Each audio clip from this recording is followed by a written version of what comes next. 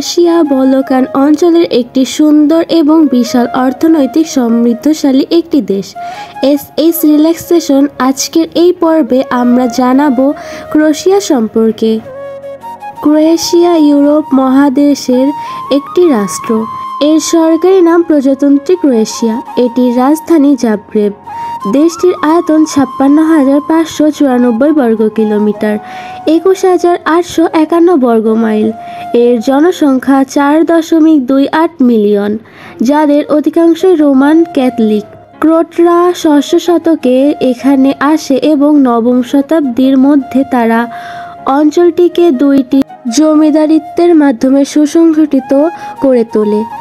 ৯২৫ খ্রিস্টাব্দে তোমিস্লাভ প্রথম রাজা হিসেবে আবির্ভূত হন এবং তিনি ক্রোয়েশিয়াকে রাজ্য উন্নত করেন, যেটি প্রায় ২ শতকেও বেশি সময় ধরে তার সার্বভৌমত্ব ধরে রেখেছিল।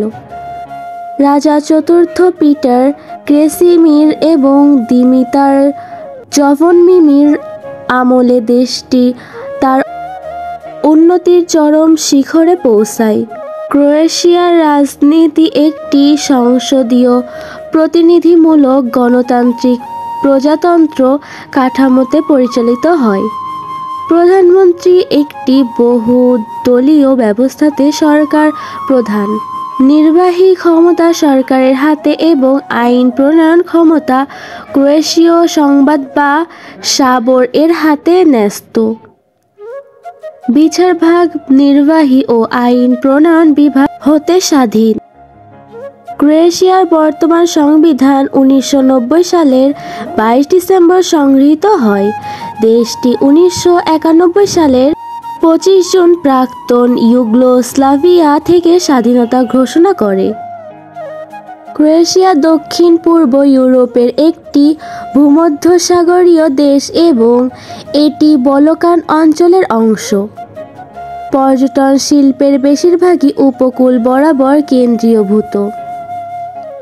সামুদ্রিক পর্যটন মেরিনা দ্বারা সমর্থন করা হয়, যখন সাংস্কৃতিক পর্যটন গ্রীষ্মকালে অনুষ্ঠিত মধ্যযুগীয় উপকূলীয় শহরগুলি এবং সাংস্কৃতিক অনুষ্ঠানগুলির আকর্ষণের ওপর নির্ভর করে। অভ্যন্তরীণ এলাকাগুলি অ্যাগ্রোট্যুরিজম, পাহাড়ি রিসর্ট এবং স্পা অফার করে। জাগরেব একটি গুরুত্বপূর্ণ গন্তব্য। প্রধান উপকূলীয় শহর এবং রিসর্টগুলির প্রতিদ্বন্দ্বী ক্রোয়েশিয়ার প্রাকৃতিক রিজার্ভ এবং ১১৬টি ব্লু ফ্ল্যাগ সৈকতসহ দূষণমুক্ত সামুদ্রিক অঞ্চল রয়েছে। ২০২২ সালে ইউরোপীয় এনভায়রনমেন্ট এজেন্সি দ্বারা ক্রোয়েশিয়া ইউরোপে সাঁতারের পানি মানের দিক থেকে প্রথম স্থানে ছিল। আন্তর্জাতিক মান অনুযায়ী ক্রোয়েশিয়া বেশিরভাগ অপরাধের ক্ষেত্রে অত্যন্ত নিরাপদ। জরুরি পরিস্থিতিতে ফায়ার ব্রিগেড, পুলিশ, অ্যাম্বুলেন্স বা পাহাড়ি উদ্ধার দলের জন্য ১১২ নম্বরে ডায়াল করুন।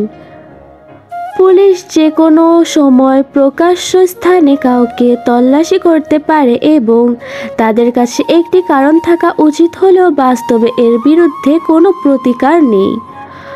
প্রত্যেকেরই একটি আইডি বা পাসপোর্ট বহন করা বাধ্যতামূলক। দুর্নীতি বিদ্যমান, তবে এটি অঞ্চলের অন্যান্য দেশের তুলনায় অত্যন্ত বিরল।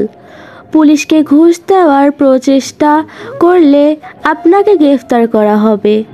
জাগ্রেবের বাইরে এমনকি রিয়েকা, পুলা এবং স্প্লিটেও বয়স্ক পুলিশ অফিসারদের ইংরেজি না বলাটা অস্বাভাবিক নয়।